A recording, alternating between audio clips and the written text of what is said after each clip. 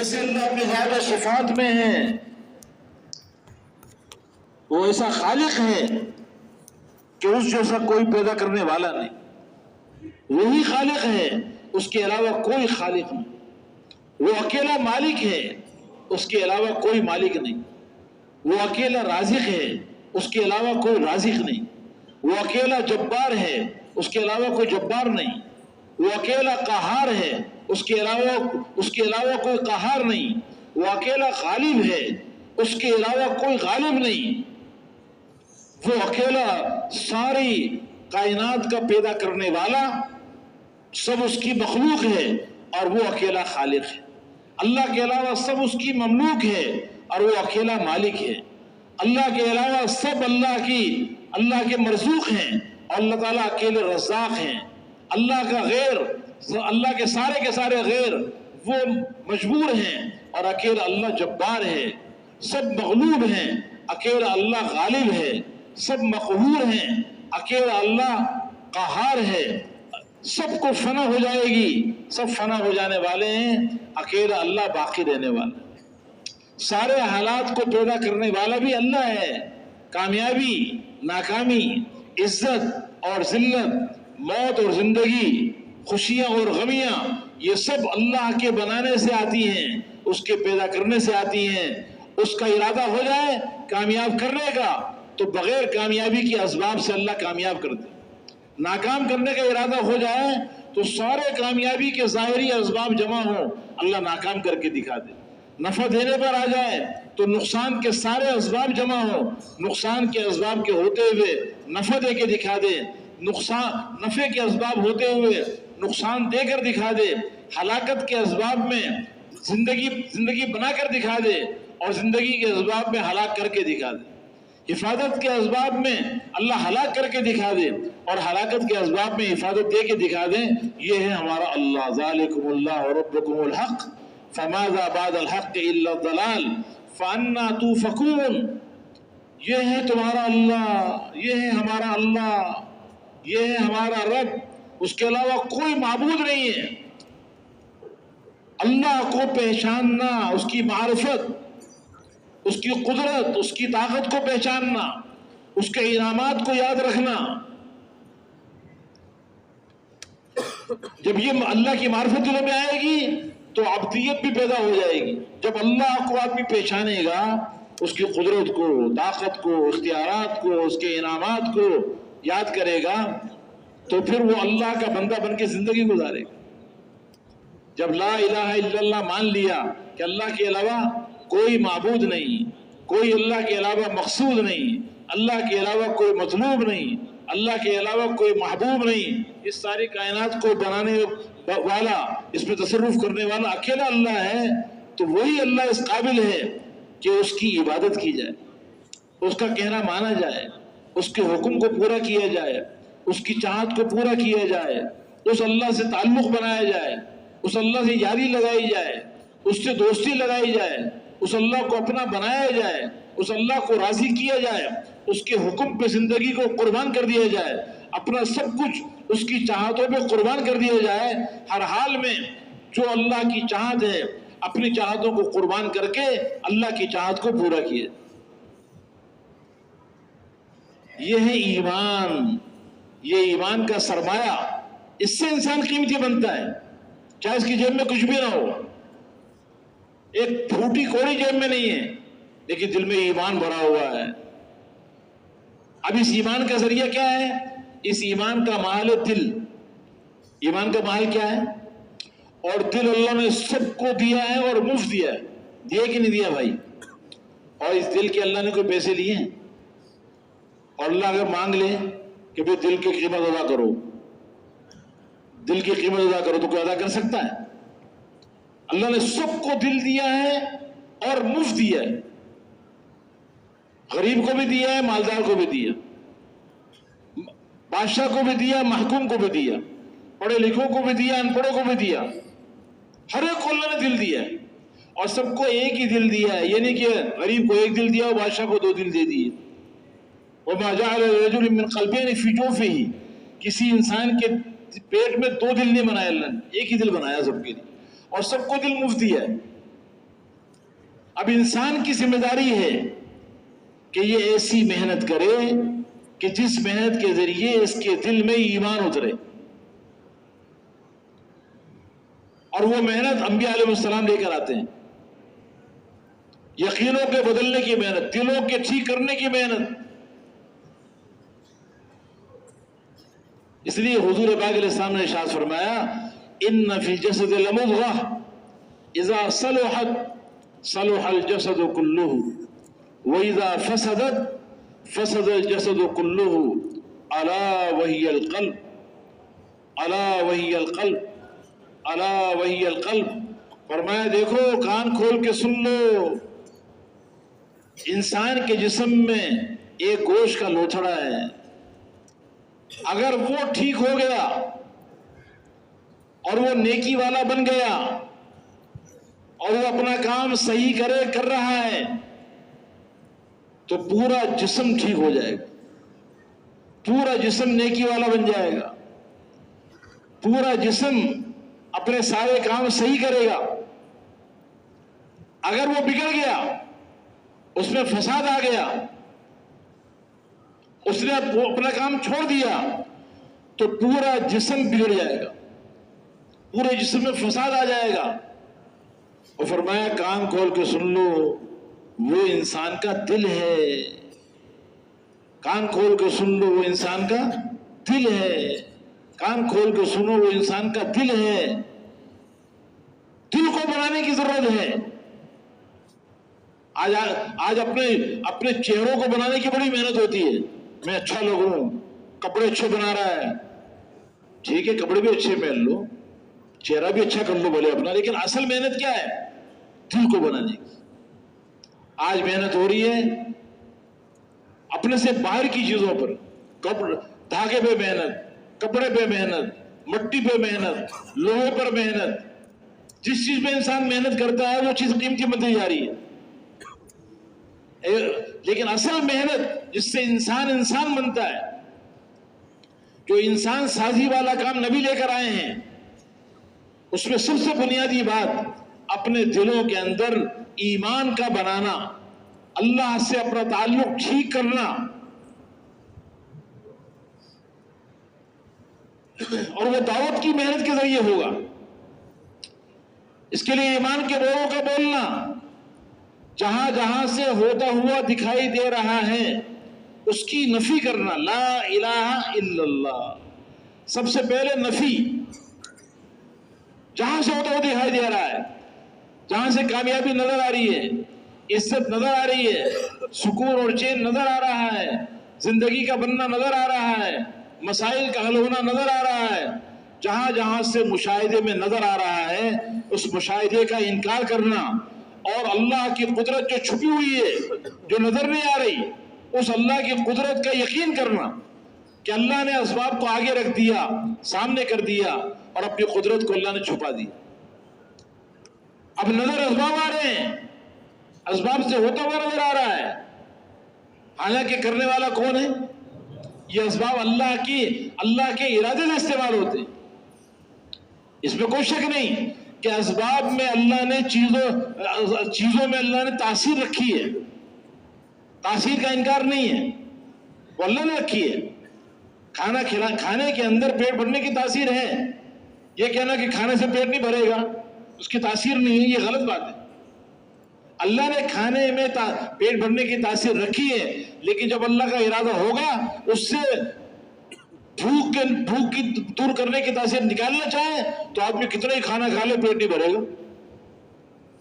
پانی میں پیاس بجھانے کی تاثیر ہے، اللہ نے رکھی ہے، لیکن جب اللہ کا ارادہ ہوگا اللہ اس پانی میں سے پیاس بجھانے کی طاقت کو نکال لیں گے تو کتنا ہی پانی پی لے اس کی پیاس نہیں بجھے گی۔ کپڑے میں جسم چھپانے کی تاثیر ہے، لیکن جب اللہ کا ارادہ ہو جائے گا اللہ اس میں سے جسم چھپانے کی تاثیر نکال لیں تو کپڑے پہن لو لیکن جسم نہیں چھپے گا۔ جنت کی اونٹ 100 جوڑے پہنے بھی ہوگی اور سارا جسم نظر آئے گا۔ تو اسباب کے اندر جو تاثیر ہے وہ اللہ نے رکھی ہے، لیکن وہ اس کی ملکیت نہیں ہے، ملکیت اللہ کی ہے۔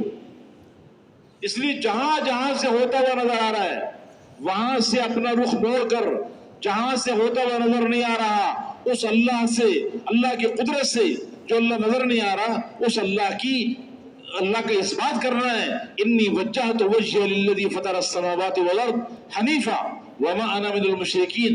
ابراہیم علیہ السلام نے یہی فرمایا کہ میں سب جگہ سے رخ موڑ کر اپنا رخ ایک اللہ کی طرف کرتا ہوں، اس اللہ کی طرف کہ جس نے ساتوں زمین و آسمان بنائے ہیں وہی سب کچھ کرنے والا۔ نہ سورج سے کچھ ہوتا ہے، نہ چاند سے ہوتا ہے، نہ اس کائنات سے ہوتا ہے، اس ساری کائنات اور کائنات میں پھیلے ہوئے نقشوں سے کچھ نہیں ہوتا، اللہ کے ارادے کے بغیر کرنے والا اکیلا اللہ ہے۔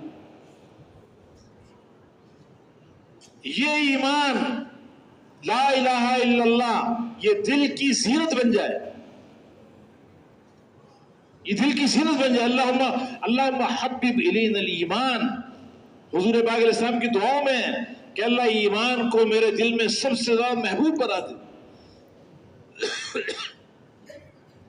تو اس ایمان کے لیے اللہ نے دل دے دیا، دل کو ٹھیک کرنے کی محنت۔ اگر دل ٹھیک ہو گیا تو یہ پورا کا پورا جسم ٹھیک ہو جائے گا، پھر یہ آنکھیں ٹھیک ہو جائیں گی، ان آنکھوں سے یہ حرام نہیں دیکھے گا، پھر اس کے کان ٹھیک ہو جائیں گے، کانوں سے حرام آوازیں نہیں سنے گا، پھر اس کی زبان ٹھیک ہو جائے گی، زبان سے یہ جھوٹ نہیں بولے گا، زبان سے کسی کی عزت کو نہیں اچھالے گا، زبان سے اللہ کے حکم کے خلاف کوئی بول نہیں بولے گا، پھر اس کے ہاتھ صحیح استعمال ہوں گے، ان ہاتھوں سے یہ ظلم نہیں کرے گا، ان ہاتھوں سے عدل کرے گا،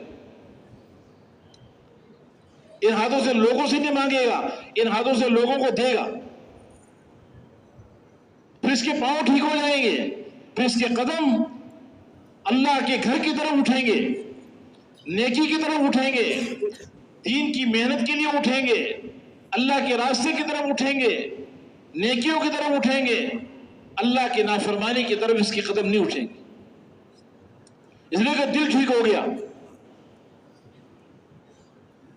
اس لیے سب سے پہلی محنت اور سب سے زیادہ محنت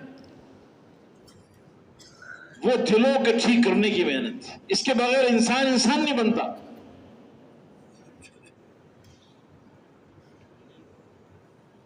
تو ایک تو دین نام ہے اندر کے ایمان کو بنانے کا، اور اس کے لیے اللہ نے دل دے دیا، ہر ایک کو دیا ہے، غریب ہو، امیر ہو، تاجر ہو، زمیندار ہو، بادشاہ ہو، محکوم ہو، پڑھا لکھا ہو، ان پڑھ ہو، شہر کا ہو، دیہات کا ہو، ہر ایک ایمان پر محنت کر کے ایمان کو بنا سکتا ہے۔ اور دوسرا کام کیا ہے؟ اندر کا سرمایہ جو اللہ نے انسان کے اندر رکھا ہے کہ یہ انسان اعمال صالحہ سے اپنے پورے کے پورے جسم کے اعضاء کو مزین کرے،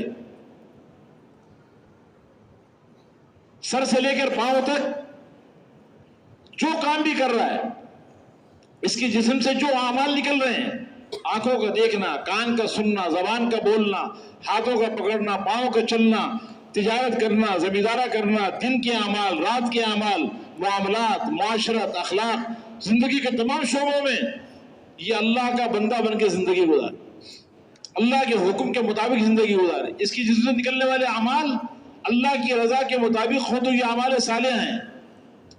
اور اعمال صالحہ کے وسائل کیا ہیں؟ وہ جسم کے اعضاء ہیں، اعضاء بھی اللہ نے سب کو مفت دیے، دیے کہ نہیں دیے؟ آنکھیں اللہ نے مفت دیے کہ اس کی کوئی قیمت لی ہے؟ ہر آدمی کو اللہ نے 2 آنکھیں دی، یعنی کہ غریب کو 2 آنکھیں دی ہوں اور مالدار کو 4 دے دی ہوں، بادشاہ کو 4 کان دے دیے اور محکوم کو 2 کان دے دیے، اللہ نے سب کو برابر دیا۔ اب کام کیا ہے کہ یہ سارے جسم کے اعضاء کو اللہ کی مرضی کے مطابق استعمال کر، اللہ کی رضا کے خلاف کوئی کام نہ کرے۔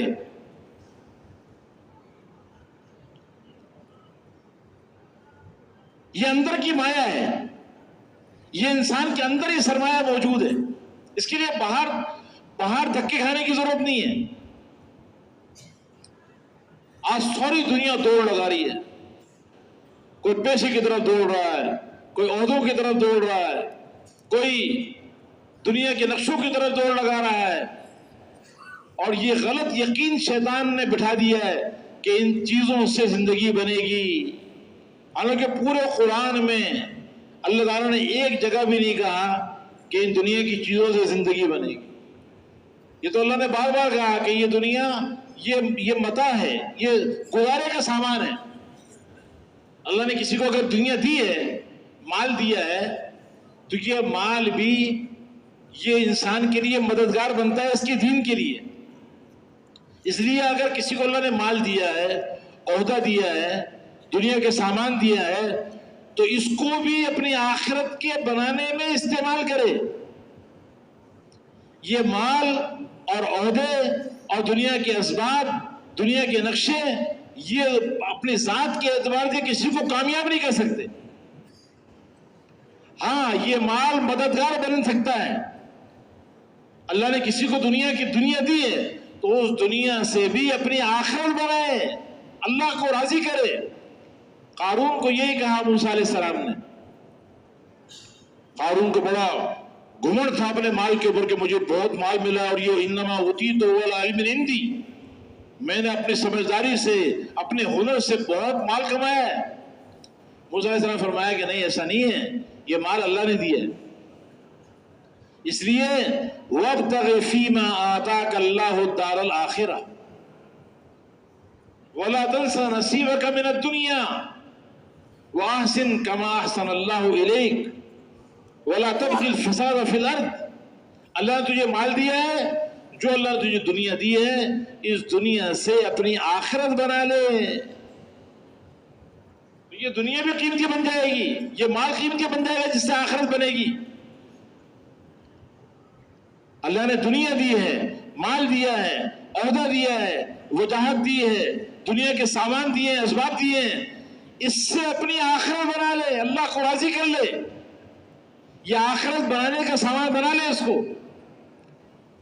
اور وَلَا تَنْسَ نَصِيبَكَ مِنَ الدُّنْيَا، دنیا سے اپنا حصہ لے جانا بھول مت جانا۔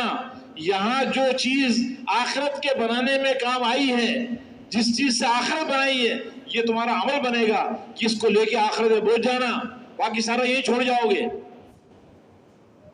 لے کر کوئی بھی نہیں جاتا، چاہے ساری دنیا کا بادشاہ ہو، ہر ایک کو دو کفن کی دو چادروں کے اندر دفنایا جاتا ہے، اور کسی کی بھی قبر کے اندر بنگلہ نہیں بنایا جاتا، سونا نہیں رکھا جاتا، ہیرے جواہرات نہیں رکھے جاتے کہ بادشاہ صاحب ہیں اس کی قبر سونے کی بناؤ، اس کی قبر کے اندر، اس کی قبر جو ہے وہ 1-2 کنال کی بناؤ، اس کی قبر کے اندر ایک کنڈیشن لگا دو، اس کی قبر میں کھانے جمع کر دو۔ سب کو 2 کفن کے اندر دفنایا جاتا ہے اور سب کی قبر مٹی کا ڈھیر ہوتی۔ اس لیے یہاں کی کوئی چیز لے کے جا نہیں سکو گے۔ ہاں، جو کچھ اللہ نے دیا تھا، جو دنیا اللہ نے دی ہے، اس کو اپنے آخرت کے بنانے میں اگر استعمال کر لیا تو یہ تمہارا حصہ دنیا کا ہے، یہ تمہارا آخرت میں کام آئے گا۔ اس لیے یہاں سے لے جانا پڑے گا، جو آگے بھیج دیا وہ تمہارا ہے، اور جو یہاں رہ گیا وہ وارث ہوگا۔ حضور پاک علیہ السلام نے فرمایا، پوچھا صحابہ کرام سے کہ ایکم مال وارثہ احب الیہ من مالہ، تم میں سے کون ایسا ہے جس کو اپنے وارث کا مال اپنے مال سے زیادہ پسند ہو؟ اپنے مال سے زیادہ اپنے وارث کا مال پسند ہو؟ تو انہوں نے کہا اللہ کے نبی کوئی بھی نہیں پسند کرتا، ہر ایک اپنا مال ہی پسند کرتا ہے، وارث کا مال نہیں پسند کرتا بلکہ اپنا پسند کرتا ہے۔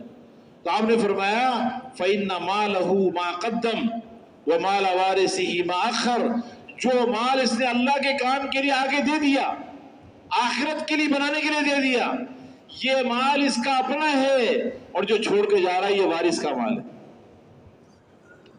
آج جب آدمی دنیا سے جاتا ہے نا تو دنیا والے تو یہ پوچھتے ہیں کہ کیا چھوڑ کر گیا، بچوں کے لیے کیا بنا کر گیا، بیوی کے لیے کیا بنا کر گیا، اور ادھر کیا پوچھا جاتا ہے، وہاں کیا دیکھا جاتا ہے، اللہ تعالیٰ کی طرف سے کیا دیکھا جاتا ہے کہ آگے کیا بھیج کر گیا، آگے کیا بھیجا ہے اس نے، یہ پیچھے چھوڑ کے گیا تو اس کا نہیں ہے۔ اس لیے آدمی کے مرنے کے بعد اس کے جسم کے کپڑے بھی اتار لیے جاتے ہیں، اس کے ہاتھ کی انگوٹھی بھی نکال لی جاتی ہے، عورت ہے اس کے کانے بندہ ہے، بندہ بھی نکالا جاتا ہے، نہیں نکل رہا کاٹا جاتا ہے اس کو کہ اس کا نہیں رہا، یہ وارثوں کا ہے، مرتے ہی اس کا نہیں بنے گا۔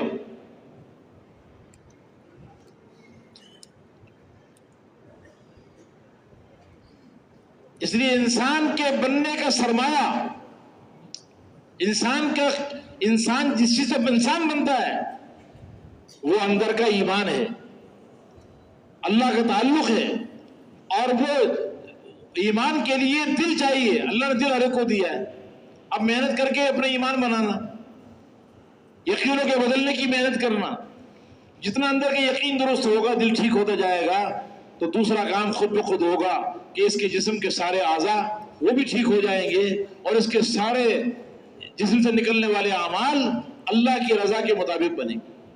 اور یہ اعمال صالحہ یہ اس کی زندگی بنانے کا یقینی سبب ہے۔ زندگی اللہ بناتے ہیں، اعمال سے بناتے ہیں،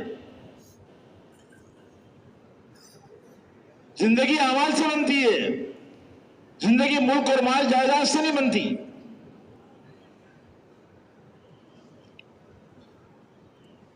اور ایمان کا دوسرا جز، پہلا جز تو لا الہ الا اللہ، اور دوسرا جز ہے محمد الرسول اللہ۔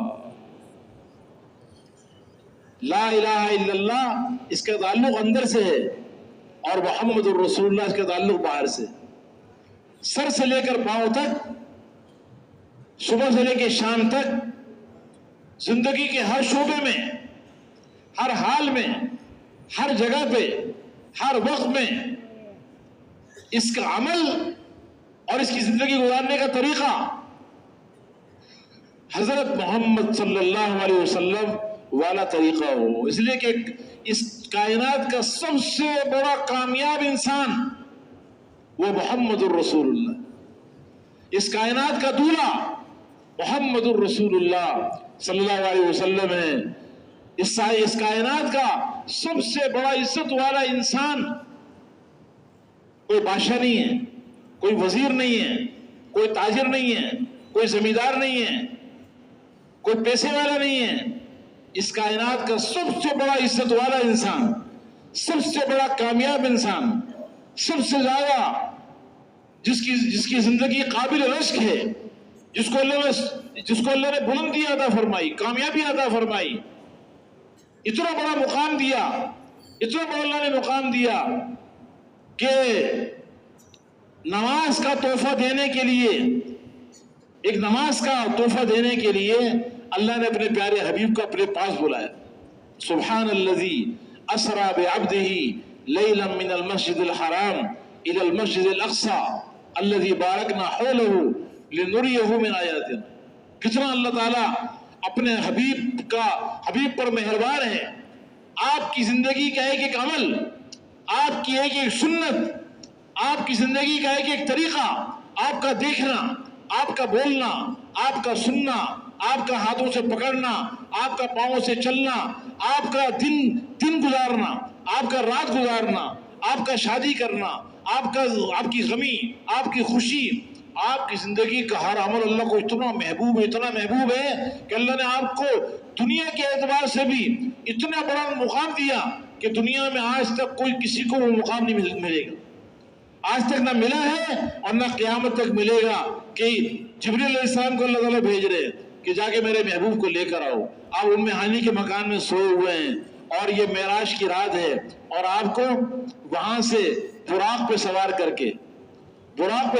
کے جبریل امین لے کے چلے ہیں، اور مسجد حرام یعنی مکہ مکرمہ سے چلے ہیں، مسجد اقصی تک لے کے گئے، تقریباً 2,500-3,000 کلومیٹر کا فاصلہ ہے۔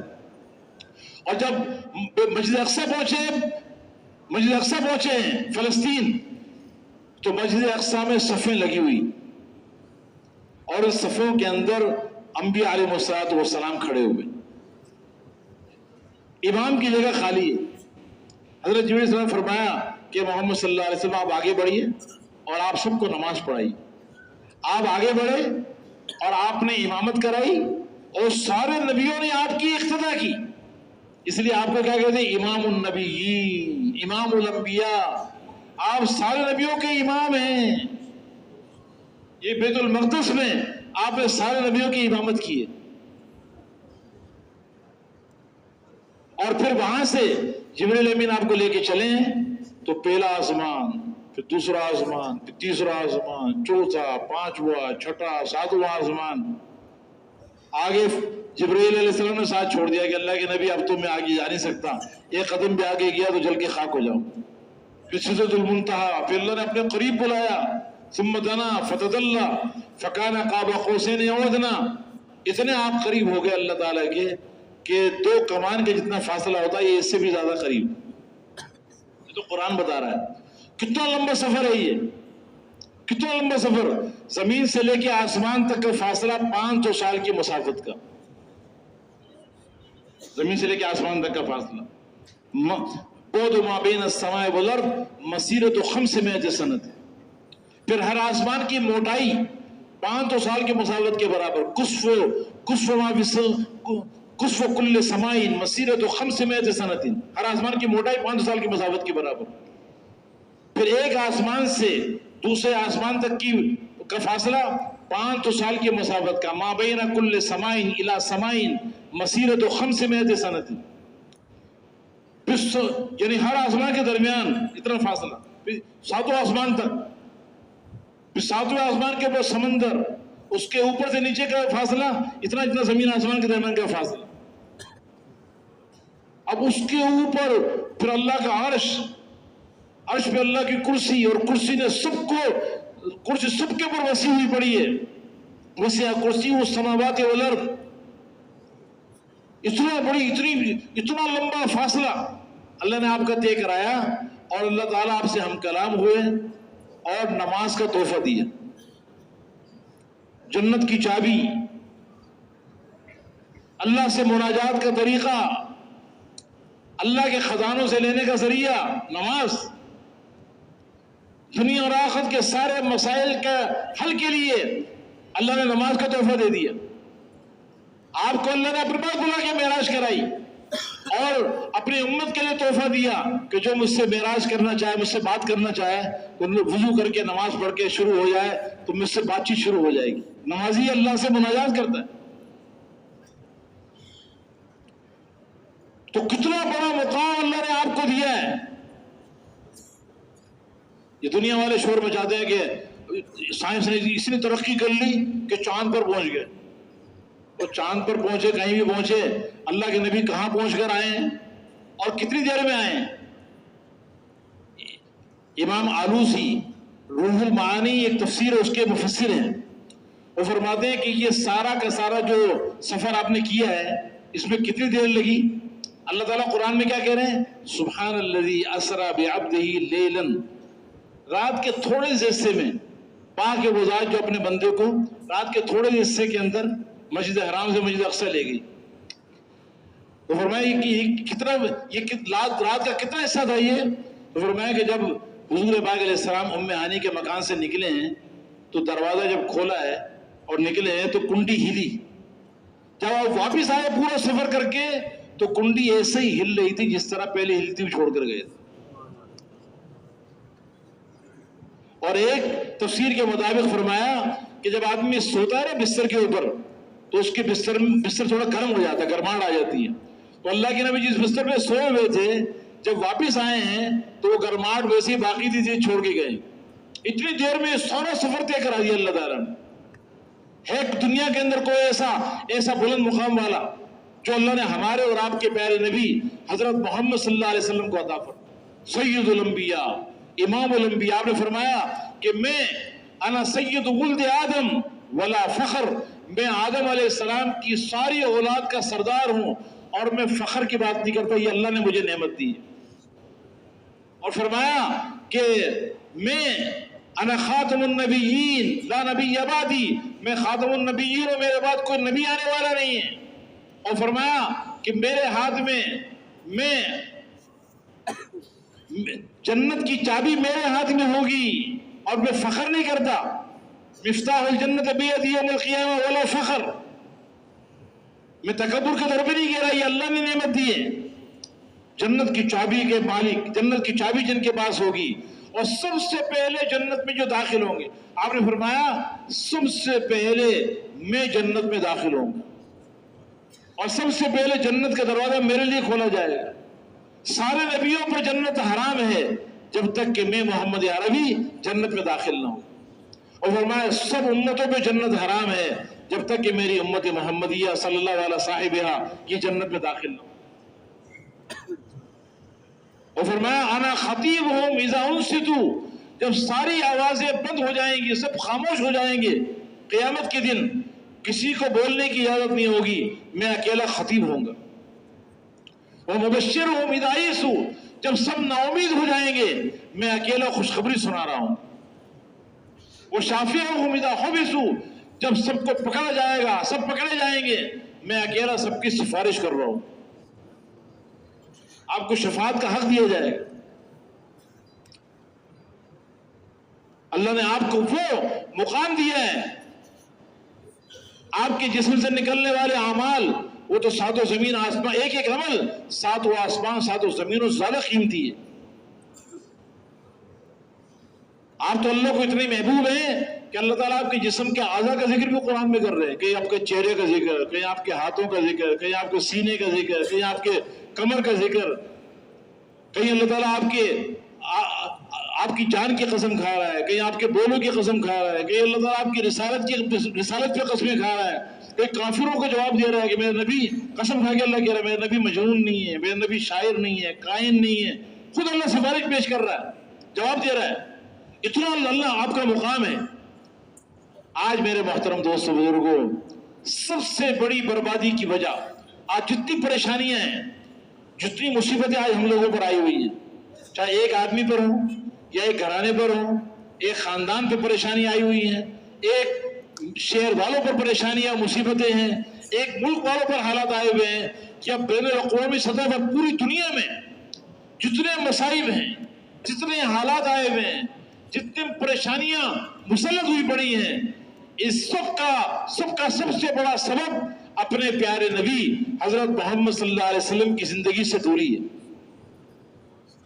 آپ کی سنتوں کو چھوڑنا، آپ کی زندگی کو نہ اپنانا، یہ سب سے بڑی مصیبت کا، سارے مصائب کا سب سے بڑا ذریعہ یہ ہے، یہ وجہ ہے۔ مال کی کمی کی وجہ سے نہیں ہے، کیونکہ مال نہیں ہے پاکستان میں، اقتصادیات اچھی نہیں ہیں، ارے جن کے پاس مال ہے جا کے دیکھو وہ تو خودکشیاں کر رہے ہیں، وہ تو اپنی زندگیوں سے بیزار ہیں۔ جن کو ترقی یافتہ کہا جا رہا ہے، ساری دنیا کی جن پر رات ٹپک رہی ہے کہ فلاں ملک بڑا ترقی یافتہ ہے، فلاں نے بڑی ترقی کر لی اور ٹیکنالوجی بنا لی، ان سے جا کے پوچھو ان کی دل کی دنیا برباد ہوئی پڑی، انہیں سکون نہیں ہے۔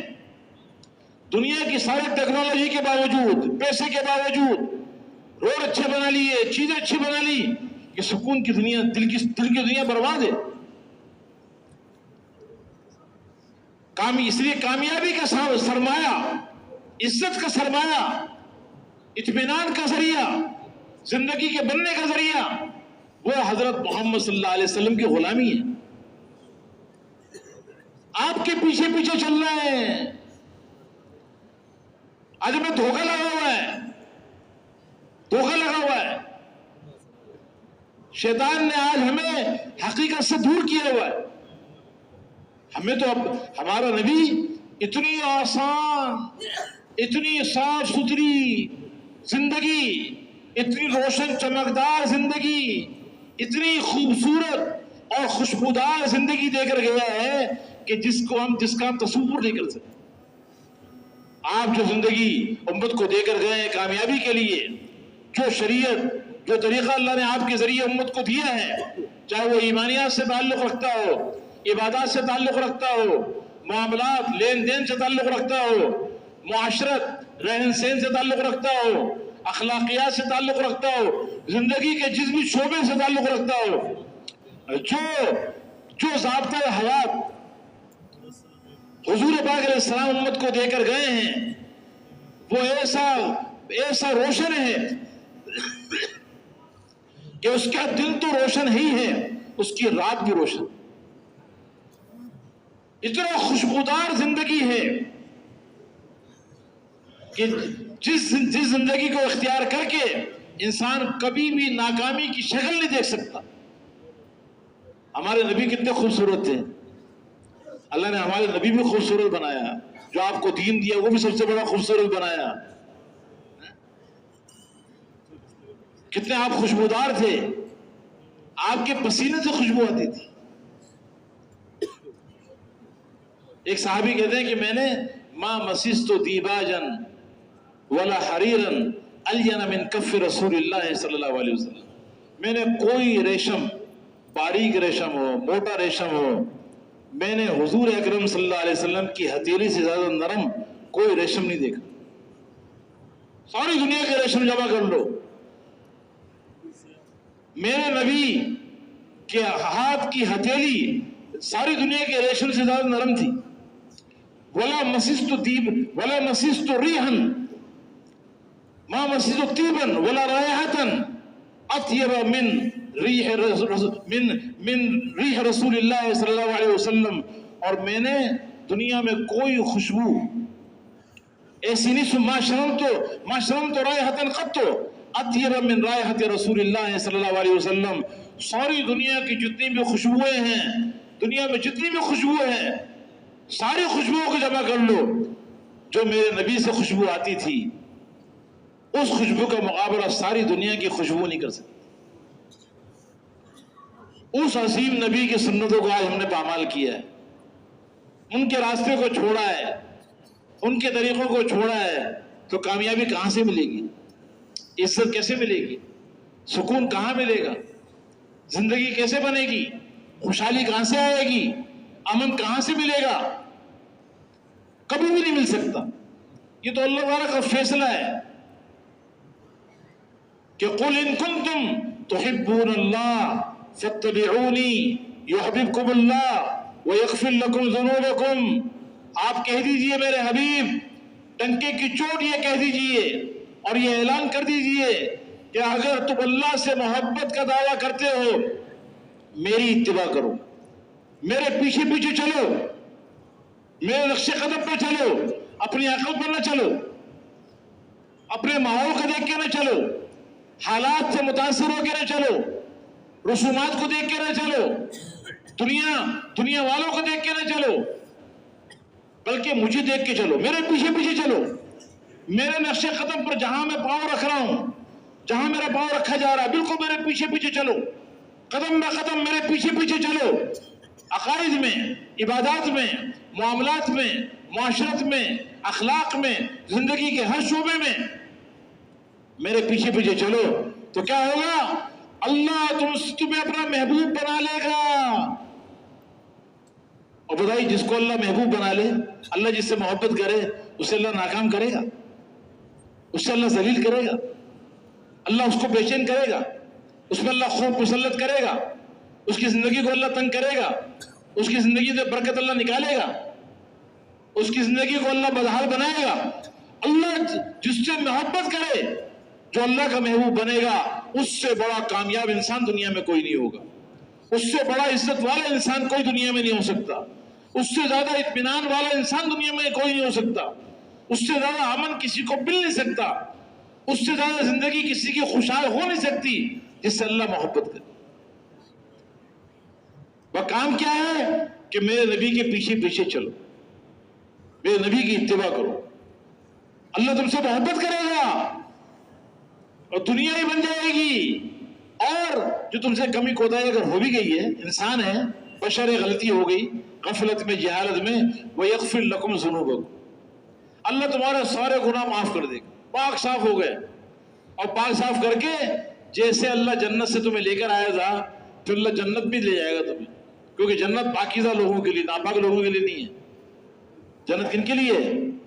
دنیا میں جو انسان آتا ہے جنت سے آتا ہے نا، پاک صاف ہو کر آتا ہے، کوئی گناہ نہیں ہوتا. یہاں پر ایمان بنایا، اعمال بنائے، اب گناہوں سے معافی مانگی اور توبہ کی، اپنی عبادات کو بنایا، نمازوں کو اعلیٰ سے اعلیٰ بنایا، اور اللہ کا ذکر کیا، قرآن کی تلاوت کی، اپنے اخلاق کو اچھا بنایا، اور اخلاص و للہیت حاصل کی، اور اپنے معاملات کو ٹھیک کیا، اپنے معاشرت کو پاکیزہ بنایا. یہ سارے اعمال، یہ مبارک دین اس سے مزین ہوا، اس سے اس کی زندگی پھر پاکیزہ ہو گئی. اگر کمی کوتاہی کوئی ہوئی ہے اللہ اسے معاف بھی کر دے گا، اور اللہ اس کو جنت میں جانے سے پہلے دنیا میں اللہ اس کو معاف کر دے. اور معاف کرنے کے بعد آگے کیا اللہ تعالیٰ کرتے ہیں؟ وَيُدْخِلْكُمْ جَنَّاتٍ تَجْرِي مِن تَحْتِهَا الْأَنْهَارُ. معاف کر کے اللہ جنت میں داخل کرے. پاکیزہ لوگوں کے لیے اللہ جنت بنائی ہے.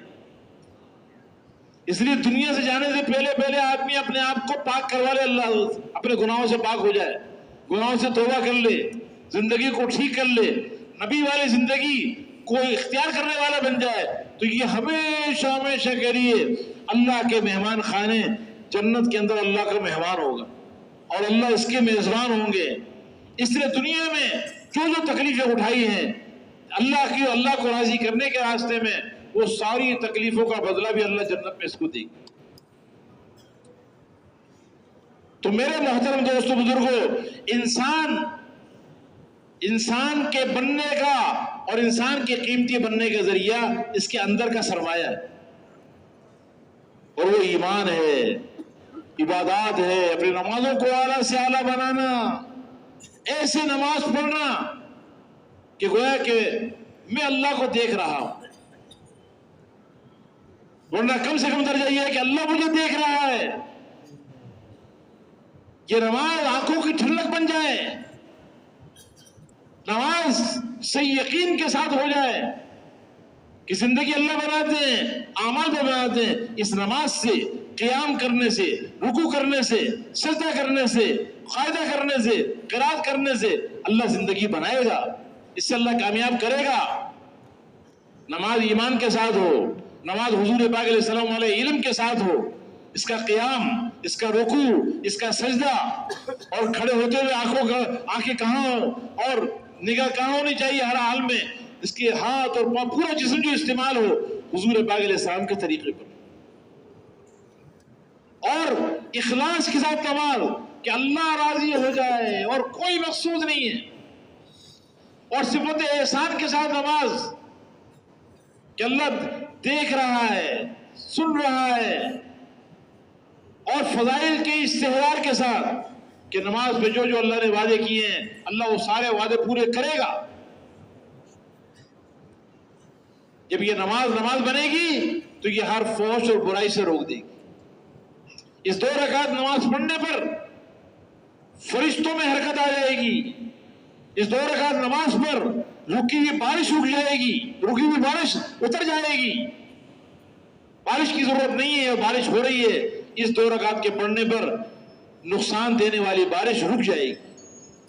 اس 2 رکعت پر اللہ اپنے غیبی خزانوں سے ضروریات کو پورا کرے گا، دنیا اور آخرت کے سارے مسائل کو حل کرے گا.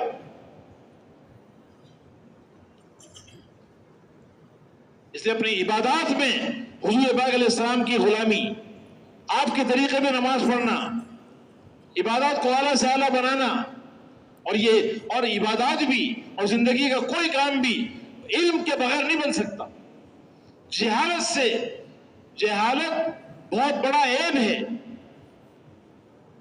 قرآن و حدیث سے جہالت، اللہ کے اوامر سے جہالت، اللہ کے احکامات کو نہ پہچاننا، کس حال میں میرا اللہ مجھ سے کیا چاہتا ہے، میرے نبی نے کیا طریقہ بتایا ہے، یہ جہالت عیب ہے، اور یہ بہت بڑی بربادی کا ذریعہ ہے. جس نے جہالت دنیا میں دور نہ کی، اللہ کے احکامات کو نہیں پہچانا کہ میرا اللہ اس وقت مجھ سے کیا چاہتا ہے، ہر حال میں میرا اللہ مجھ سے کیا چاہتا ہے، اگر اس کو نہ سیکھا تو یہ جہالت اس کو جہنم میں لے کے جائے گی. اس لیے جہالت کا راستہ دور کرنے کے لیے علم دیا گیا کہ قرآن و حدیث والے علم کو سیکھو. یہ نور ہے، یہ روشنی ہے، اس کے بغیر زندگی گزارنا مشکل ہے، اس کے بغیر زندگی اندھیرے میں ہوگی. اس لیے علماء کے پاس جاؤ جو انبیاء علیہ السلام کے وارث ہیں، ان کی قدر کرنی ہے. انبیاء علیہ السلام العلماء ورثۃ الانبیاء، علماء انبیاء کے وارث ہیں. ان کی قدر کرو، علم والوں سے محبت کرو اور علم کو سیکھو. 24 گھنٹے کی زندگی میں میرے اللہ کے کیا احکامات ہیں، ہر حال میں میرا اللہ مجھ سے کیا چاہتا ہے، اپنی ضرورت کے مسائل کو علماء سے جا کے پوچھنا اور علماء کرام کی قدر کرنا کہ علماء کرام یہ ہماری آنکھوں کا سرما ہیں، یہ ہمارے سروں کے تاج ہیں۔ ایک عالم شیطان پہ 1000 عابدوں زیادہ بھاری ہے۔ ایک عالم کی نیند عابد کی ساری رات کی عبادت سے افضل ہے۔ عالم کی زیارت بھی عبادت ہے، اس لیے علماء کی قدر کرنا۔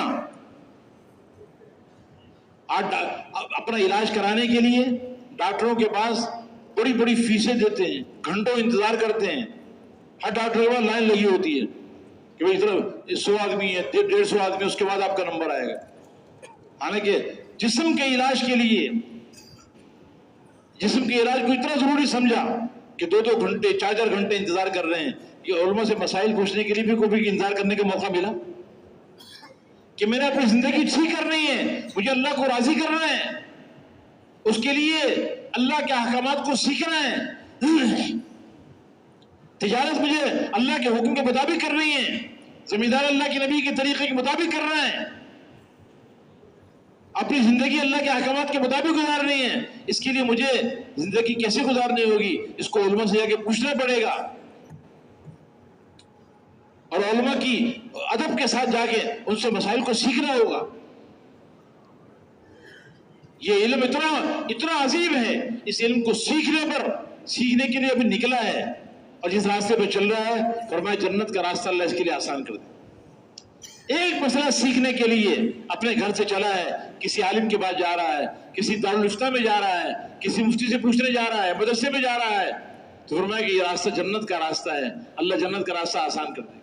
اور ساری مخلوقات اس کے اس عمل سے اتنی خوش ہوتی ہے کہ سارے مخلوقات اس کے لیے مغفرت کی دعائیں کرتی ہیں۔ جیسے اپنی زندگی کو علم پر لانا، جہالت کے ساتھ زندگی نہیں گزارنی، اور اپنی زندگی کو ذکر پر لانا۔ ذکر کیا ہے؟ ہر حال میں اللہ کے حکم کو پورا کرنا، احکامات کو سیکھنا، یہ علم، اور وہ ہر حال میں جو اللہ کا حکم ہے اس کو پورا کرنا، یہ ذکر ہے۔ علم و ذکر کے ساتھ زندگی ہماری مزین ہو۔ ذکر صرف زبان کے ذکر کو ذکر نہیں کہا جاتا، ذکر کی حقیقت ہے اطاعت۔ وما ارسلنا من رسول الا ليطاع باذن اللہ۔ ہر نبی کو ہم نے جو بھیجا ہے اس کی غایت اور اس کی غرض یہ ہے کہ وہ اللہ کے الا ليطاع باذن اللہ، اللہ کے حکم سے نبی کی اطاعت کرے۔ علم سے مقصود اطاعت ہے، اور ہر اطاعت کرنے والا ذاکر ہے۔ کل مطیع ذاکر۔ علم و ذکر کے ساتھ ہماری زندگی مزین ہو، یہ ہمارا سرمایہ ہے۔ اور میرے محترم دوستو بزرگوں، اس کے ساتھ ساتھ انسان جو انسان بنتا ہے ایمان سے، عبادات کے درست ہونے سے، اور علم و ذکر سے، اور اپنے اخلاق کو اعلیٰ سے اعلیٰ بنانے سے، حقوق کی ادائیگی سے۔ دنیا دار الحقوق ہے، اس لیے کہ یہاں پہ تعلقات ہیں، اور جتنے تعلقات ہوں گے اتنے حقوق ہوں گے، جتنے حقوق ہوں گے ان کو ادا کیا جائے گا۔ جب حقوق کو ادا کیا جائے گا تو دنیا میں امن آئے گا، محبتیں آئیں گی، الفتیں آئیں گی۔ جب حقوق کی پامالی ہوگی، ظلم ہوگا، تو نفرتیں ہوں گی، عداوتیں ہوں گی، لڑائیاں ہوں گی۔ اس لیے ہر ایک کے حق کو ادا کرنا، سب سے پہلے اللہ کا حق کہ اس کی عبادت کی جائے، اس کے علاوہ کسی کی عبادت نہیں ہے۔ پھر اللہ کے رسول کا حق کہ اس کی اطاعت کی جائے، اللہ کی بھی اطاعت، اللہ کے رسول کی اطاعت۔ پھر اللہ کے بندوں کے حقوق ہیں، ماں باپ کے حقوق، بہن بھائیوں کے حقوق، میاں بیوی کے حقوق، رشتہ داروں کے حقوق، پھر سارے مسلمانوں کے حقوق، پھر عام انسانوں کے حقوق، پھر جانوروں کے حقوق۔ ہر ایک کے حق کو معلوم کر کے اس کے حق کو ادا کر، اس سے زندگی خوبصورت بنے گی۔ یہ ہے اکرام مسلم، اور اخلاق، اپنے اخلاق کو اعلیٰ سے اعلیٰ بنانا۔ اخلاق کے اچھا کرنے سے انسان ساری رات تہجد پڑھنے والے اور سارا دن روزہ رکھنے والے کے درجے کو پہنچ جاتا ہے۔ سب سے وزنی چیز ترازو اعمال میں قیامت کے دن اچھے اخلاق ہو،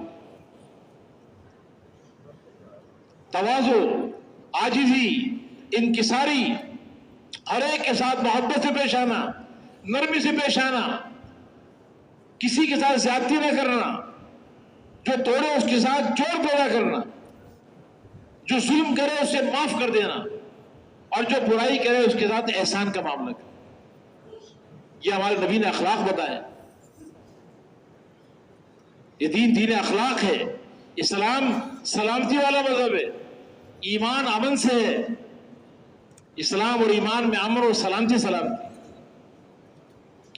تو اپنے اخلاق کو اعلیٰ سے اعلیٰ بنانا، اپنے معاملات کو حرام سے پاکیزہ کرنا، لین دین حرام سے پاکیزہ کرنا، اپنی کمائیوں کو حلال کرنا، کمائی میں حرام نہ ہو، کمائی کے اندر جھوٹ نہ ہو، دھوکہ نہ ہو، رشوت نہ ہو، ان تمام خرابیوں سے اپنے آپ کو بچانا، اور اپنی معاشرت کو سادہ بنانا.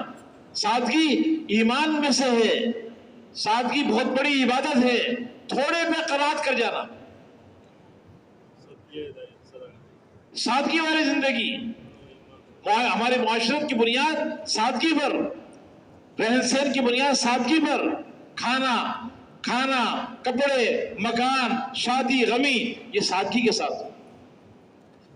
اور ہماری معاشرت کی بنیاد عدل و انصاف پر، کسی پہ ظلم نہیں کرنا، عدل کے ساتھ چلنا، اور احسان پر، ہر ایک کے ساتھ اچھائی کا معاملہ کرنا. اور اس سے آگے کا درجہ ایثار ہے کہ خود بھوک برداشت کر کے اوروں کو کھلانا.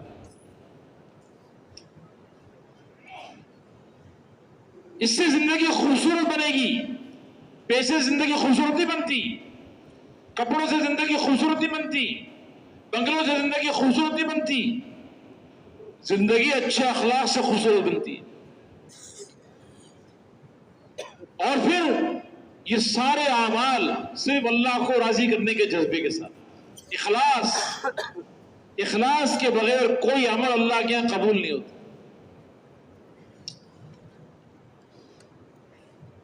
ہر عمل کی وجہ، ہر عمل کا سبب اللہ کی رضا ہو. اللہ کی رضا سے بڑی کوئی چیز نہیں ہے. وَرِضْوَانٌ مِّنَ اللَّهِ اکبر. اللہ کا راضی ہو جانا یہ سب سے بڑی دولت ہے. اس لیے ہر عمل میں اپنی نیتوں کو ٹھیک کرنا، چاہے نماز پڑھ رہے ہوں، دعوت دے رہے ہوں، ذکر کر رہے ہوں، تلاوت کر رہے ہوں، اچھے اخلاق سے پیش آ رہے ہیں، تواضع اختیار کر رہے ہیں، تعلیم کا عمل کر رہے ہیں، گھر والوں کے ساتھ اچھے عمل کر رہے ہیں. جو بھی عمل کریں، ہر عمل سے مقصود اللہ کی رضا، اللہ راضی ہو جائے.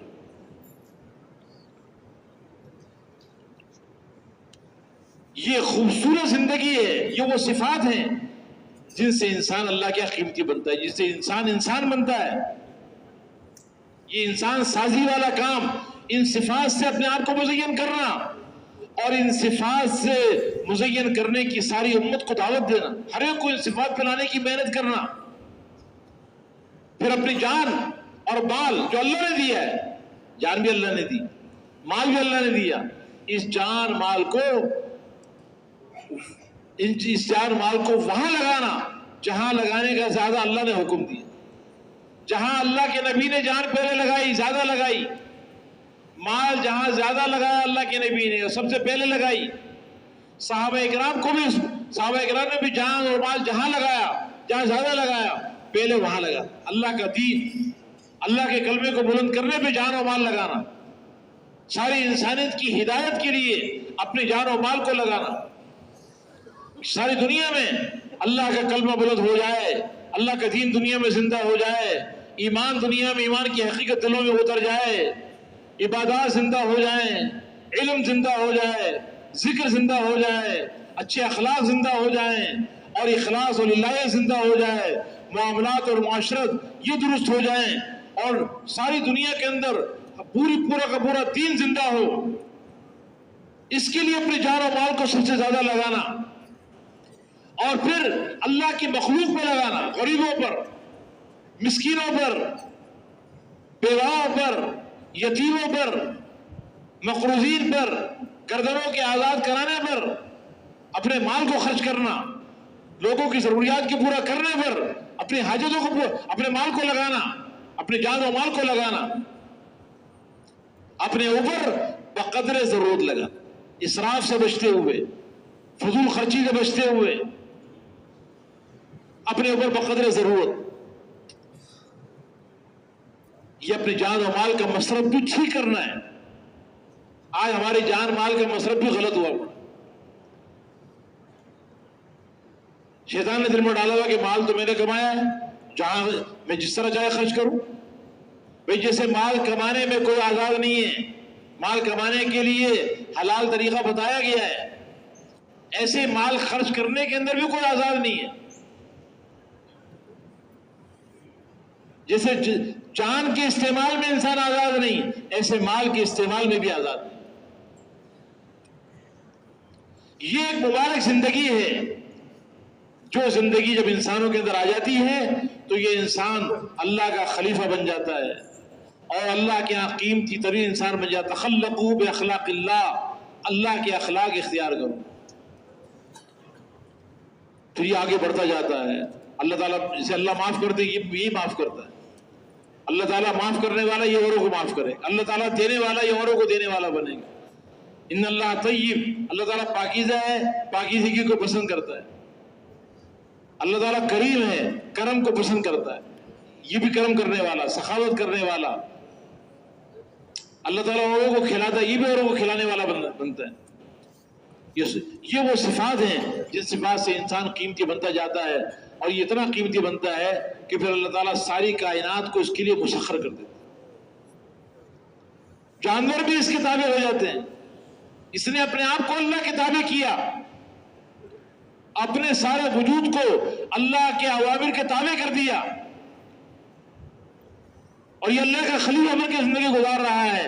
اب اللہ ساری کائنات کو حکم دیتے ہیں کہ تم اس کی مان کے چلو، اس کو دیکھ کے چلو. اس لیے صحابہ کرام جب اس صفات سے آراستہ ہوئے، حضور پاک علیہ السلام نے ایک مبارک محنت کی، دعوت والی محنت. جب یہ محنت آپ نے محنت کی ہے، اس سے ایسے انسان تیار ہوئے ہیں، ایسے انسان سازی کا کام بنا ہے کہ جو بتوں کے پجاری تھے انہیں اللہ تعالیٰ نے ایمان کا امام بنایا، اسلام کا امام بنایا. ان کے ایمان کو نمونہ بنایا گیا قیامت تک آنے والے انسانوں کے لیے.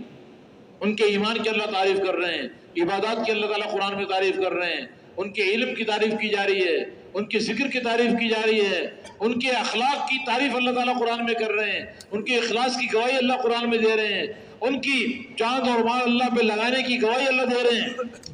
تو وہ اتنے قیمتی انسان بنے کہ اللہ نے ساری کائنات کو ان کے تابع کر.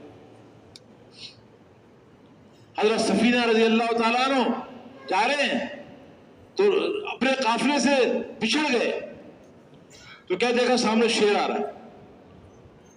شیر کو کہہ رہے ہیں کہ میں اللہ کے رسول کا غلام ہوں، راستہ بھول گیا ہوں، راستہ بتاؤ. تو شیر رہبر بن گیا، اس نے آواز نکالی اور دم ہلائی کہ میرے پیچھے پیچھے آ جاؤ. یہ اس کے پیچھے پیچھے جا رہے ہیں، قافلے سے ملا کے شیر وہاں سے واپس چلا گیا. اللہ نے شیروں کو ان کے تابع کیا. جو اللہ کے اپنے آپ کو اللہ کے حوالے کر دے گا، اللہ کا خوف دل میں ہوگا، اللہ ہی سے امیدیں ہوں گی، اور اللہ کے اوامر کے تابع ہو کے زندگی گزارے گا، اللہ سارے مخلوق کو اس کے تابع کر دے گا. حضرت عبداللہ بن عمر رضی اللہ تعالیٰ عنہ مدینے سے گزر رہے ہیں تو دیکھا وہاں لوگوں کا رش پڑا ہوا ہے اور راستہ رکا ہوا ہے. تو کہا کیا ہوا؟ یہ راستے میں شیر آ گیا اور شیر نے راستہ بند کر دیا، لوگ ڈر رہے ہیں، آگے نہیں جا رہے ہیں. تو وہ اپنی سواری سے اترے بڑے اطمینان کے ساتھ، اور وہ سواری سے اتر کر لوگ دیکھ رہے سارے مدینے والے، اور وہ شیر کی طرف چل کے گئے اور جا کے اس کا کان پکڑا اور کان پکڑ کے موڑا، جیسے مدرسے کا استاد ہے مکتب بچے کا کان پکڑتا ہے، ایسے شیر کا کان پکڑ کے موڑ دیا اور اس سے کہا کہ صدق علیک رسول اللہ صلی اللہ علیہ وسلم، اللہ کے رسول نے تیرے بارے میں سچ کہا ہے. کیا فرمایا اللہ کے نبی نے کہ انما سلط علی ابن آدم ما خافہ ابن آدم، کہ اس ابن آدم پر اسی مخلوق کو مسلط کیا جاتا ہے جس کا خوف اس کے دل میں ہوتا ہے، جس سے ڈرتا ہے وہ مخلوق اس سے مسلط ہو جاتا ہے. اگر یہ ابن آدم اللہ کے علاوہ کسی سے نہ ڈرے تو اللہ کبھی اپنے غیر کو اس پر مسلط نہیں کرے. اور انما وکل ابن آدم لمن رجا ابن آدم، ابن آدم کو اس کے حوالے کیا جاتا ہے جس سے یہ امیدیں باندھتا ہے.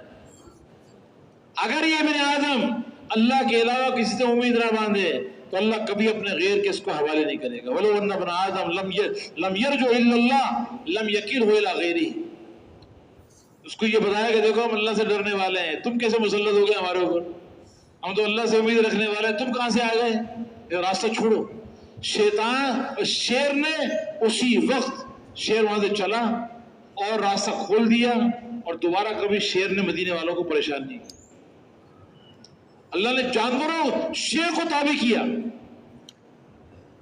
بھیڑیا انسان کا دشمن ہے،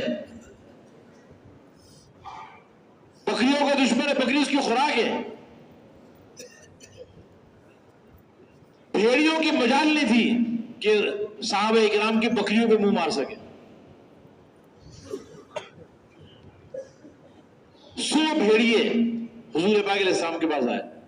ایک ان میں سے آگے بڑھا، صحابہ کرام دیکھ رہے ہیں، اس نے اپنی زبان میں کوئی بات کی. آپ نے پوچھا کہ آپ سمجھے کہ کیا کہہ رہا ہے یہ بھیڑیا؟ لیکن اللہ کے رسول بہتر جانتے ہیں. یہ آپ کا معجزہ تھا کہ بھیڑیے کی زبان بھی آپ سمجھ گئے. تو آپ نے صحابہ کو فرمایا کہ یہ کہہ رہے ہیں کہ آپ کے صحابہ کرام کی بکریاں کھاتے ہوئے ہمیں شرم آتی، لیکن ہمارا بھی پیٹ لگا ہوا ہے آخر، اور ہماری خوراک یہ بکریاں ہی ہیں. اس لیے آپ اپنے صحابہ سے کہہ دیں کہ ہمیں کچھ بکریاں ہمارے لیے متعین کر دیں تاکہ ہمارا پیٹ بھی بھر جائے، ہم اس کے علاوہ کسی بکریوں کو منہ نہیں ماریں گے. اب بتائیے، بھیڑیا یہ بات کہہ رہا ہے. تو صحابہ کرام نے کہا اللہ کے نبی یہ اللہ کے نبی رائے مانگی نا، کوئی حکم نہیں دیا، ورنہ صحابہ تو اپنے جانے دینے کو تیار تھے. بکری کیا چیز ہوتی ہے؟ تو صحابہ کرام نے کہا اللہ کے نبی کا رائے ہے تو ہم اپنے ہاتھوں سے پالی ہوئی بکریاں کیسے بھیڑیوں کے منہ میں دے دیں؟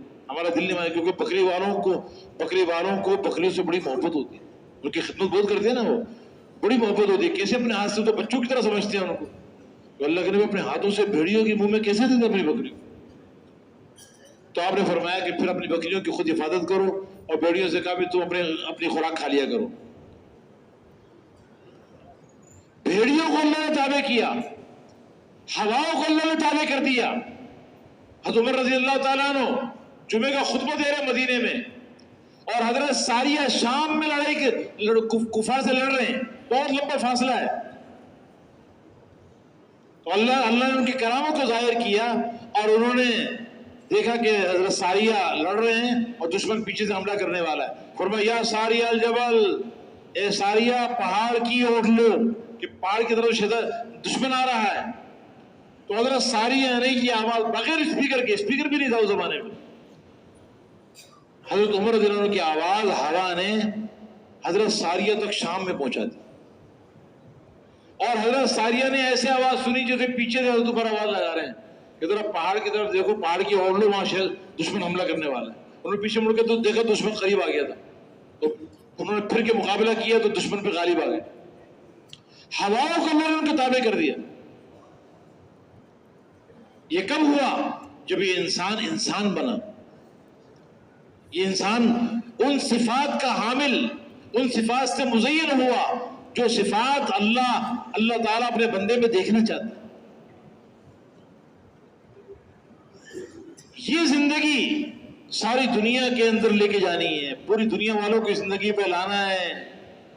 آج ساری دنیا پریشان ہے، مال والے پریشان ہیں، غریب بھی پریشان ہیں، پڑھے لکھے پریشان ہیں، ان پڑھ بھی پریشان، سب پریشان ہیں. اور اس کی وجہ اس مبارک زندگی سے دوری ہے جس کا نام دین ہے. قرآن والی زندگی، حضور والی زندگی، آپ کی سیرت طیبہ، صحابہ کرام والی پاکیزہ زندگی، یہ وہی زندگی ہے جو زندگی اللہ کے نبی نے خود گزاری ہے اس قرآن کے مطابق.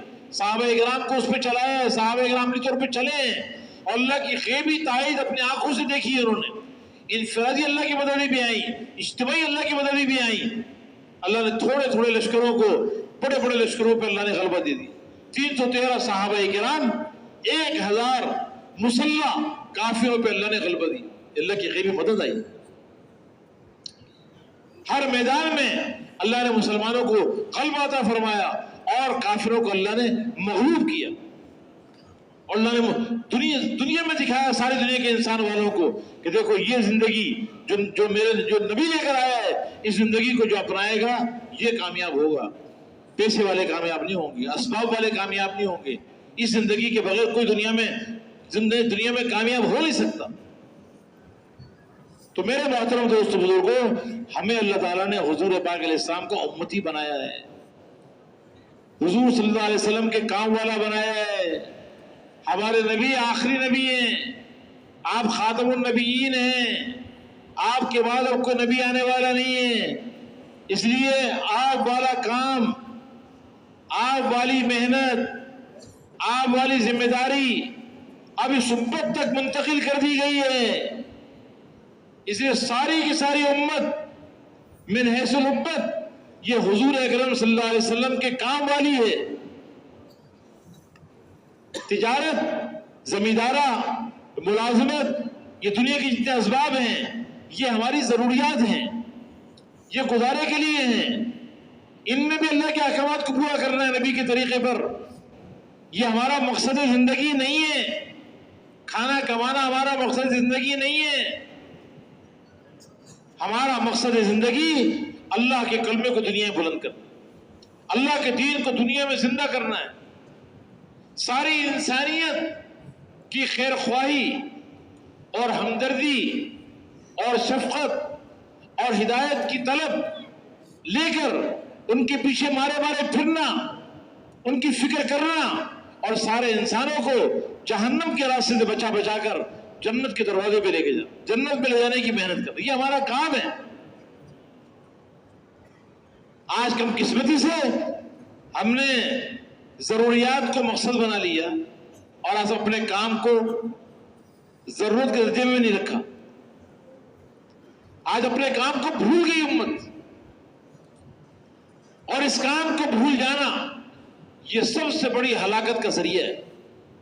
اس لیے کہ دعوت یہ ام الحسنات ہے، ساری نیکیوں کی ماں ہے۔ سارے فرائض دعوت سے وجود میں آتے ہیں، سارے واجبات دعوت سے وجود میں آتے ہیں، سارے احکامات دعوت سے وجود میں آتے ہیں۔ جب دعوت بڑھ جاتی ہے اور دعوت ختم ہو جاتی ہے، دین کی محنت ختم ہو جاتی ہے، ہدایت کی محنت چھوڑ دی جاتی ہے، تو احکامات پامال کیے جاتے ہیں، فرائض مٹا دیے جاتے ہیں، سنتوں کو جنازہ نکل جاتا ہے، اور دنیا گناہوں کا گھر بن جاتی ہے، نافرمانیوں کے گھر بن جاتی ہیں، اخلاق بگڑ جاتے ہیں، جہالت عام ہو جاتی ہے، غفلت عام ہو جاتی ہے، نافرمانیاں عام ہو جاتی ہیں، فسق و فجور عام ہو جاتا ہے جب دعوت کی محنت ختم ہو جائے۔ اس لیے کہ ام الحسنات ہے یہ۔ اس لیے ہر زمانے میں اللہ نے نبیوں کو بھیجا ہے اور دعوت کی محنت دے کر بھیجا، اور ہمارے نبی کو آخری نبی بنا کر آپ کی محنت کو امت کے ذمہ لگا کر کہ یہ امت اب دعوت کی محنت لے کر، یہ نبی تو نہیں ہے لیکن نبیوں والا کام کرنے والی بنے گی، اور نبیوں کی طرح یہ در در کی ٹھوکریں کھائے گی، اور نبیوں کی طرح یہ لوگوں کے پیچھے ماری ماری پھرے گی، اور گھر گھر جا کر لوگوں کو اللہ کی طرف بلائے گی، اللہ کے سامنے جھکنے کی اللہ کے سامنے جھکانے کی محنت کرے گی، مخلوق سے خالق کی طرف، مال سے اعمال کی طرف، دنیا سے آخرت کی طرف یہ ان کو دعوت دے گی، اور یہ ساری انسانیت کو جہنم سے بچا کے جنت میں لے جانے کی محنت کرے گی۔ یہ خیر خواہی والا کام، ہمدردی والا کام یہ اللہ نے ہمیں دیا ہے، یہ ہمارا کام ہے، یہ بہت بڑا کام ہے، بہت بڑا عمل ہے۔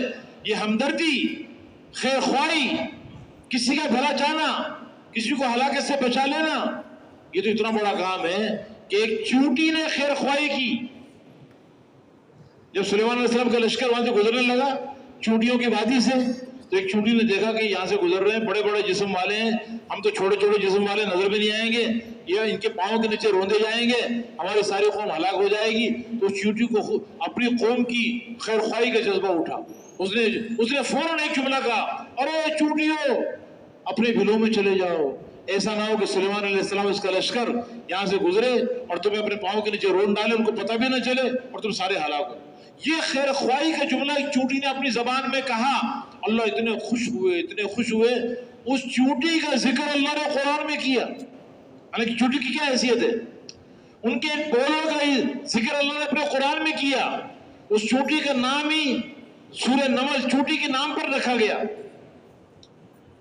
اور وہ چوٹی گویا کہ اس امت کے لیے، اس امت کو اس کے کام یاد دلا رہی ہے کہ دیکھو میں تو چوٹی ہوں، میرا کام تھوڑی ہے لوگوں کی خیر خواہی کرنا. اگر وہ نہ کرتی تو کیا اس سے پوچھ ہونی تھی؟ لیکن میں بھی اپنی قوم کی ہلاکت کو دیکھ نہیں سکی. تمہارے سامنے کتنے انسان تو اشرف المخلوقات ہے، پھر حضور کے امتی ساری امتوں میں بہتر ہیں، ساری امتوں کے سردار ہیں.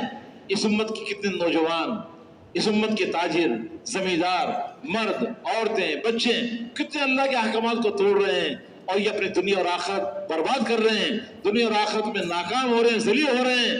اور تمہاری زبان سے ایک جملہ نہیں نکل رہا، ایک بولنا تمہارے لیے مشکل ہے کہ بھائی دیکھو اللہ کو راضی کرو، توبہ کر لو، اللہ کو ناراض نہ کرو، اپنی آخرت نہ بگاڑو. یہ ایک جملہ بولنا تمہارے لیے مشکل ہے. چیونٹی سے بھی زیادہ عاجز ہو گئے. آنکھوں کے سامنے احکامات ٹوٹتے ہوئے نظر آ رہے ہیں. لوگ نماز نہیں پڑھ رہے، روزہ نہیں رکھ رہے، زکوٰۃ نہیں دے رہے، اللہ کے احکامات کو توڑ رہے ہیں. ان کے لیے 5 منٹ نکالنا آج مشکل ہو گیا. حالانکہ یہ خیر خواہ کتنا بڑا عمل ہے. چوٹی کر رہی ہے، اللہ کو وہ پسند ہے. میرے محترم دوست بزرگوں، اللہ نے ہمیں بہت بڑا کام دیا ہے. ہمیں اس پہ اللہ کا شکر ادا کرنا چاہیے اور اپنے کام کی طرف دوبارہ واپس آنا چاہیے. آج امت اپنے کام پہ آئے گی تو اللہ تعالیٰ آج امت کی تقدیر کو اللہ بدل پلٹ دیں گے. جب امت اپنے اس دعوت والے کام کو اپنا کام بنائے گی، اللہ عزت کی پستیوں، ذلت کی پستیوں سے نکال کر اللہ اسے عزت کی چوٹیوں پر پہنچائے گا. ان کی نفرتیں دلوں سے نکال کر اللہ ان کی محبت سب کے دلوں میں پیدا کرے. اللہ تعالیٰ خوف کے ماحول کو ختم کر کے اللہ تعالیٰ ان کو امن کا ماحول عطا فرمائے. ان کے دلوں کے اندر سے بے چینی اور پریشانیاں نکال کر اللہ دلوں کے اندر اطمینان کو بھر دے گی. آج امت اپنے کام پر آ جائے. اور بھائی یہ تو اللہ نے ہمیں اسی کے لیے اللہ نے پیدا کیا ہے. اب تو آئے دنیا میں اسی کام کے لیے. کنتم خیر امت اخرجت للناس، تم بہترین امت ہو، سارے انسانوں کے لیے نکالے گئے ہو. ہمارا کام یہی ہے. اسی کے لیے اللہ نے ہماری جان و مال کو خرید لیا ہے. جان بھی اللہ نے دی، مال بھی اللہ نے دیا، پھر اللہ کہہ رہا میں خریدار ہوں. ان اللہ اشترى من المؤمنین انفسهم واموالهم بان لهم الجنہ. تمہیں جان اور مال مجھے دے دو، میرے حوالے کر دو، میرے دین پر، دین کی محنت پر، دین والے اعمال پہ لگا دو تو میں اس کے بدلے میں تمہیں جنت دوں. گارے مٹی کے مکانات کی جدائی برداشت کر لو، جنت کے سونے اور چاندی کے محلات میں جگہ دو. اپنے گھر کے کھانے قربان کر دیے اللہ کے دین کے لیے. جنت کے کھانے، جنت کے پرندوں کے گوشت اللہ کھلائے گا. جنت کے بہترین پھل جو بڑے بڑے ڈول کی طرح اور بڑے بڑے مٹکوں کی طرح ہوں گے. ہر پھل شہد سے زیادہ میٹھا، دودھ سے زیادہ سفید اور مکھن سے زیادہ نرم ہوگا. ایسے پھل اللہ کھلائے گا. بہترین سواریوں پہ اللہ سوار کرے گا.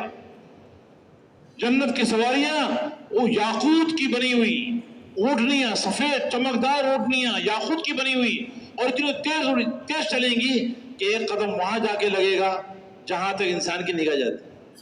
یہ سواری پر اللہ سوار کرے گا.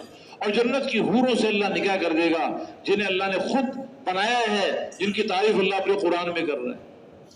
اور پھر اللہ رب العزت اپنی رضا کا پروانہ کل قیامت کے دن دے گا. اور جو قربانی کی ہے اللہ کے لیے، وہ ساری کی ساری قربانیوں کا بدلہ، ایک ایک قربانی کا بدلہ اللہ جنت بھی دلائے گا. آج موقع ہے اپنی زندگی کو وصول کرنے کا. اس زندگی کو آج ہم غنیمت جان لیں اور اس کو اللہ کے دین پر لگا دیں اور اللہ کے کلمے کو بلند کرنے کے لیے پوری دنیا میں نکل جائیں.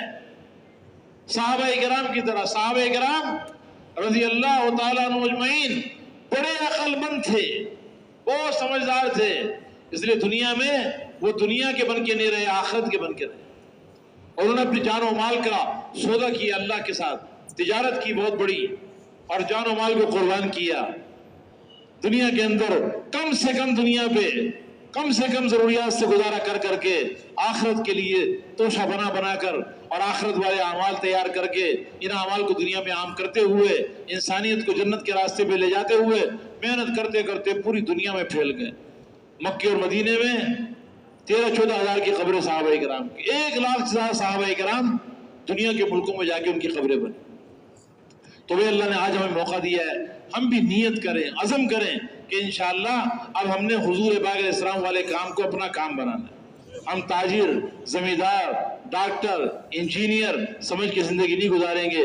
ہم تو حضور اپنے آپ کو حضور اکرم صلی اللہ علیہ وسلم کا امتی سمجھ کے، آپ کے کام والا سمجھ کے زندگی گزارنی ہے اور حضور والے کام کو اپنا کام بنانا ہے. باقی سارے کاموں کو 2 نمبر پر اور سب سے 1 نمبر پر اللہ کے دین کا کام، حضور پاک علیہ السلام والا کام، یہ ہمارا اصل کام ہے. سب سے پہلے ہم دین اور دین کی محنت کے تقاضوں کو دیکھیں گے. یا تو اللہ کا دین دنیا میں زندہ ہوگا یا ہماری قبر دنیا کے اندر بنے گی. اس کے لیے سارے تیار ہیں انشاءاللہ. دیکھو ساری زندگی ہے ہی اسی کام کے لیے. اس لیے آج تک جو اس دین کے سیکھنے میں، دین پر چلنے میں، دین کو دنیا میں عام کرنے میں، اس محنت کے کرنے میں جو ہم سے کوتاہی ہوئی ہے اور قصور ہوا ہے، اس پہ اللہ سے معافی مانگ، دل سے معافی مانگ کہ اللہ تو معاف فرما دے. اور آئندہ کے لیے عزم ہو کہ انشاءاللہ اب باقی جو زندگی بچی ہے اس زندگی کو اللہ کے دین پر، دین کو دنیا میں عام کرنے پہ لگانا ہے اور پوری دنیا میں اللہ کے پیغام کو لے کر جانا ہے. اس کے لیے بتاؤ کون کون نیت کرتا ہے؟ سب نیت کرتے ہیں انشاءاللہ. دنیا کے کاموں کو چھوڑانا مقصود نہیں ہے، ان میں بقدر ضرورت لگیں گے، بوقت ضرورت لگیں گے اور احکامات سنتوں کی پابندی کے ساتھ لگیں گے. باقی سارا کا سارا، ساری جان اور سارا مال اور باقی سارا وقت وہ اللہ کے دین اور دین کی محنت کو دنیا میں عام کرنے کے لیے لگائیں گے انشاءاللہ. تو سب تیار ہے اس کے لیے انشاءاللہ.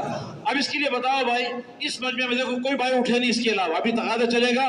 سب سے پہلے وہ بھائی کھڑے ہو، صرف وہ بھائی کہ جو نقد 4 مہینے کے لیے اللہ کے راستے میں جانے کے لیے تیار ہیں. چاہے وہ یار پہلے چلے میں چل رہے تھے، سے روزہ لگا رہے تھے، اب وہ 4 مہینے کرتے.